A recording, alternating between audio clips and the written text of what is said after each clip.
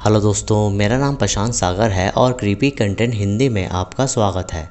आज हम बात करेंगे 2022 में आई एक shutter original horror thriller film the seat के बारे में, जिसके राइटर डायरेक्टर हैं सैम वॉकर और IMDb पर इसकी रेटिंग है 4.9 स्टार्स आउट ऑफ 10। मेरी लास्ट वीडियो को देखना ना भूलना, लिंक आपको डिस्क्रिप्शन में मिल जाएगा।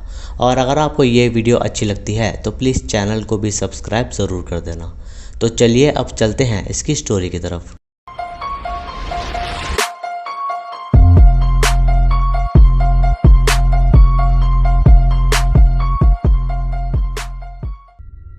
तो फिल्म की शुरुआत में हम 3 यंग लड़कियों को देखते हैं जिनका नाम था शार्लेट, हेदर और डी। और वो तीनों वीकेंड बनाने एक मस्त लग्जरियस कैबिन में आते हैं जो शहर से किसी दूर जंगल में था। और वह कैबिन हेदर के डैड का था, जिनसे हेदर चोरी छुपे उस कैबिन में अपने फ्रेंड्स के साथ आ जाती है। यानी कि उसके डैड को इस बात के बारे में नहीं पता होता, इसलिए हेदर अपनी फ्रेंड्स को वार्न करती है ताकि वहाँ कुछ भी चीज़ ख़राब ना हो, नहीं तो उसके डैड उसे नहीं छोड़ेंगे। डी एक सोशल इन्फ्लुएंसर थी और वहां आते ही वो अपने फैंस को उस जगह के बारे में बताती है कि वो जगह कितनी मस्त है। और शार्लेट उन सभी में सबसे सीधी लड़की थी जिसे किसी भी चीज़ में कोई खास इंटरेस्ट नहीं था। इवन उसका फ़ोन भी पुराने ज़माने का था जिसका डी बार बार उसका मजाक बनाती थी। उस जगह उस रात मीटेओर शावर होने वाला था जिसका सभी वेट कर रहे थे। फिर पूल वगैरह में एंजॉय करके वो तीनों रात के समय में मीटेओर शावर एंजॉय करते हैं। लेकिन डी अपना फ़ोन यूज़ नहीं कर पा रही थी क्योंकि वहाँ सिग्नल जा चुके थे, जिससे डी अपने फैन से कनेक्ट नहीं हो पा रही थी। लेकिन वो मीटेओर शावर उन तीनों में एक अट्रैक्शन बना रहा था, जिससे वो तीनों थोड़ी देर के लिए उसमें खो जाती हैं। तभी वो तीनों अपनी ड्रिंक और नाइट एंजॉय कर रही थी कि तभी उनके पूल में ऊपर से कुछ आकर गिरता है, जिससे वो तीनों डर जाती हैं। और वो देखती हैं कि वो कुछ काला पत्थर जैसा था जिसमें से कुछ काला पदार्थ निकल रहा था। और उसे देखकर उन्हें लगता है कि मीटेओर शावर होने की वजह से ऊपर से एक मीटेओर गिर गया है। लेकिन जब डी उस चीज़ को टच करती है तो वो उसे पत्थर जैसा नहीं लगता, क्योंकि वो चीज़ काफ़ी सॉफ्ट थी और उसमें से उन्हें बहुत गंदी बदबू आती है। जिससे डी उन्हें बताती है कि एयरप्लेन से पूप को ऐसे ही फेंक दिया जाता है जब वो फुल हो जाती है। लेकिन एयरप्लेन्स ऐसा नहीं करते, लेकिन वो उस चीज़ को वहाँ से दूर फेंकना चाह रही थी।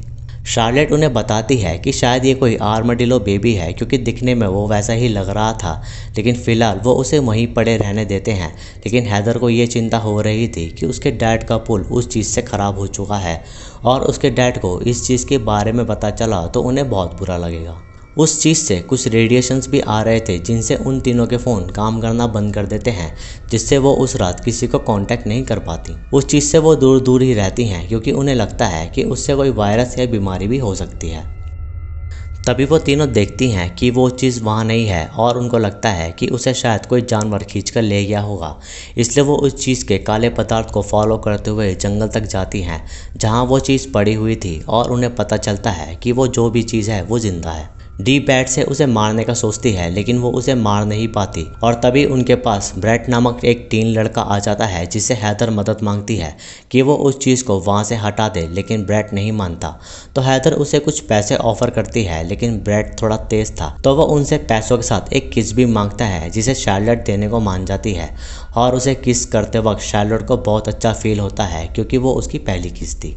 उसके बाद ब्रैट उस चीज़ को वहाँ से हटाने की कोशिश करता है, लेकिन वो उस चीज़ में कुछ ऐसा देखता है जिससे उसकी फट लेती है और वो दुम दबा कर वहाँ से भाग जाता है। उन तीनों को समझ नहीं आ रहा था कि ब्रैट भागा क्यों, लेकिन उन्हें उस चीज़ को वहाँ से हटाना था।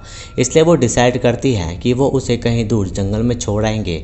लेकिन जब वो उस चीज़ को ड्रैग करते हैं तो वो उन तीनों से ही नहीं खींचता, क्योंकि वो चीज़ काफ़ी भारी थी, जिसकी वजह से वो उसे थोड़ी दूर तक ही खींच पाते हैं। उस चीज़ पर वो तीनों अब अपना टाइम ख़राब नहीं करना चाहती थी, इसलिए वो उसे वहीं छोड़कर मौज मस्ती करती हैं। लेकिन शार्लेट को उस चीज़ की चिंता हो रही थी, क्योंकि वो एक न्यूबॉर्न बेबी ही था, चाहे वो कुछ भी हो। उस तरह शार्लेट को उस चीज़ की स्क्रीम सुनाई दे रही थी, क्योंकि वो भूखा था। इसलिए शार्लेट उसे उठाकर घर में ले आती है। लेकिन सोचने वाली बात ये थी कि दिन में तो उनसे ये क्रिएचर उठाया नहीं जा रहा था, लेकिन अब शार्लेट ने उसे कैसे उठा लिया। लेकिन हो सकता है कि वो क्रिएचर उनकी बातें समझने लग गया हो, और जब उसे लगा कि वो लोग उसे फेंकना चाहते हैं, इसलिए वो भारी हो गया।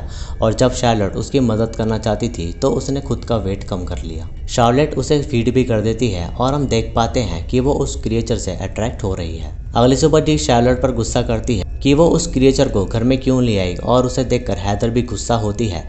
इसलिए शार्लेट उस क्रिएचर को बाहर ले जाने की कोशिश करती है तो वो क्रिएचर बहुत तेज़ साउंड निकालता है, जिससे वो सभी काफ़ी परेशान हो जाती है और हम समझ पाते हैं कि वो क्रिएचर इस घर से बाहर नहीं जाना चाहता। अब उनके फ़ोन्स भी नहीं चल रहे थे तो हैदर डिसाइड करती है कि उन्हें पास के टाउन जाकर मदद मांगनी चाहिए और वहाँ वो अपना फ़ोन भी ठीक करा लेगी। और इस वजह से हैदर और शार्लेट उसके डैड की बग्गी लेकर वहाँ से निकलते हैं। और इधर डी को सोने में परेशानी हो रही थी क्योंकि वो क्रिएचर चीख रहा था और डी डिसाइड करती है कि वो उस क्रिएचर को रेड पॉइजन देकर मार देगी। लेकिन जैसे ही डी उसके पास जाती है तो उसके साथ कुछ ऐसा होता है जो फ़िलहाल हमें नहीं दिखाया जाता। इधर वो दोनों एडना के कैबिन तक पहुंचते हैं जिसे हैदर पहले से जानती थी, लेकिन वहां उन्हें कोई नहीं मिलता। तभी वहां उन्हें उस रात आए मीटर शावर की रिसर्च मिलती है जिसे एडना कर रही थी और उन्हें वो देखकर कुछ भी समझ नहीं आता और फिर वो दोनों वहां से वापस चली जाती हैं। इधर जब वो दोनों वापस आती हैं तो उन्हें डी में कुछ चेंजेस देखने को मिलते हैं, जैसे वो कितना चिल हो गई है और उसे अब वहाँ रहने में कोई प्रॉब्लम नहीं हो रही थी और ना ही वो वहाँ से जाना चाहती थी क्योंकि उसे उस क्रीचर के पास रहकर बहुत अच्छा लग रहा था। और ये देखकर हैदर और शार्लेट को काफ़ी वियर्ड लगता है। डी में बहुत अजीब से चेंजेस आ गए थे जिसके कारण वो बहुत ज़्यादा खाने लगती है, जिससे हैदर और शार्लेट को अजीब लगता है और खाते ही डी एक्सरसाइज करना शुरू करती है और वो इतना ज़्यादा एक्सरसाइज कर रही थी कि उसे दोपहर से शाम हो जाती है। दूसरी रात सोते हुए हैदर को डी की मॉर्निंग सुनाई दे रही थी और जब वो देखने जाती है तो डी उस क्रिएचर के साथ इंटीमेट हो रही थी और उस क्रिएचर के बड़े बड़े टेंटिकल्स थे, लेकिन हैदर भी उस क्रिएचर से अट्रैक्ट हो जाती है और वो क्रिएचर हैदर के साथ भी इंटीमेट हो जाता है। अगली सुबह शार्लेट हैदर में भी सेम चेंजेस देखती है जैसे डी में आए थे और वो दोनों ही उस क्रिएचर को घर से बाहर नहीं फेंकना चाहती थी और ना ही वो अब उस जगह से जाना चाहती थी और उनका प्लान था कि वो उस क्रिएचर को अपने पास ही रखेंगे। और ये सुनते ही शार्लेट सोच में पड़ जाती है कि आखिर उनके साथ क्या हुआ है और उसको लगता है कि इन्होंने नशा किया हुआ है। शार्लेट उन दोनों को समझाती है कि अगले दिन उसकी जॉब है, अगर वो यहाँ से नहीं गई तो उसकी जॉब चली जाएगी, जिस पे डी और हैदर उसे खास रिस्पॉन्स नहीं करते और उन्हें शार्लेट की बातों का कोई फ़र्क भी नहीं पड़ता। शार्लेट को इस बात से गुस्सा आता है और वो वहाँ से बग्गी लेकर चली जाती है जहाँ एडना का ट्रक था और वहाँ पहुँचकर शार्लेट को ट्रक में उसकी कीज़ नहीं मिलती, जिसके लिए वो एडना के कैबिन में कीज़ ढूंढने जाती है और वहाँ उसे उस क्रिएचर का एक स्केच मिलता है जिससे शार्लेट को पता चलता है कि वो एक एलियन है जो मीटियर शावर से यहाँ आया है।